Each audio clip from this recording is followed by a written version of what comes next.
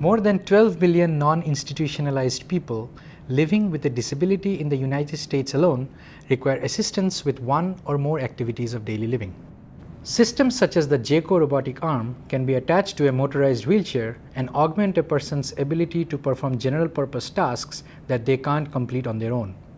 The Personal Robotics Laboratory at the University of Washington aims to extend the capabilities of general-purpose robots to accomplish even finer-grained tasks. Eating free from food is one of the most intricate manipulation tasks that humans perform. To initiate feeding, a person would switch the robotic arm from teleoperation mode to autonomous mode. The meal begins with the robot picking up a custom 3D printed fork that is docked on the wheelchair when not in use. From that point on, ADA can feed someone an entire meal with or without human intervention. The system integrates onboard sensors, electronics, and computation with the arm and wheelchair, enabling ADA to travel with the person. Robot-assisted feeding requires robust, non-prehensile manipulation of a deformable target that is hard to model.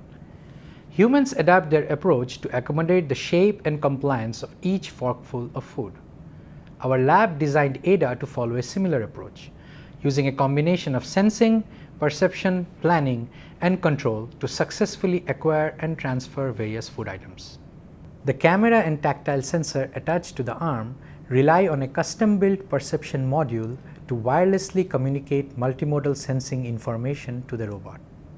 The haptic feedback enables ADA to skewer with appropriate force and confirm the attempt was successful. Autonomous feeding is challenging for robots because it involves the manipulation of deformable food items of various sizes, shapes, textures, and compliance. A robot must solve the problem of both where to skewer and how to skewer each item of food, an act we refer to as bite acquisition. When deciding how to skewer, the robot must learn at what angle to approach the item, how to rotate the fork, and what forces to apply.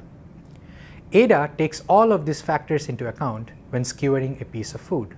For each item, whether it is a cube of melon, a whole round strawberry, or a soft slice of banana, the robot determines the appropriate fork orientation and approach angle, then exerts the force required to successfully skewer and lift the item without dropping it.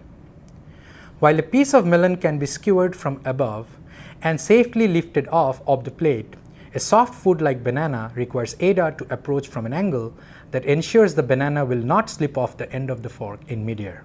ADA must also determine the best way to deliver the food to the person's mouth, which we refer to as bite transfer. The combination of bite acquisition and bite transfer is straightforward for a compact item with fairly uniform dimensions. But that is not the case with longer items like a spear of celery or a baby carrot. For longer shapes, ADA will spear the item closer to one end rather than in the center. While this is not particularly necessary for successful bite acquisition, the system is also looking ahead to what will make the transfer easy in the next phase. At the point of bite transfer, ADA will position the fork so that the person can accept the food from the opposite end to where it is skewered. This keeps the tines of the fork away from the mouth, which, as we learned from user studies, is important for ease of bite transfer. The system also angles the fork in order to make it easier for the person to take a bite. The arm-mounted camera enables ADA to detect when a person has moved their head during the process of delivering the food item. The robot uses visual servoing to adjust its motion to the user's head movement. This enables it to adjust the path of the fork in midair to reach the person's mouth. When the plate is empty or when the person decides they have had enough to eat, ADA returns the fork to its dock on the wheelchair and the meal cycle is complete. At that point, the user resumes teleoperation until they activate the autonomous mode for their next meal.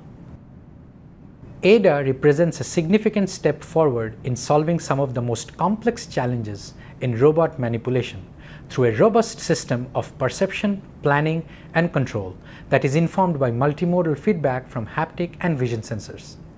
With ADA, we have demonstrated the potential for a robot-assisted feeding system to increase independence and improve quality of life for people living with disabilities.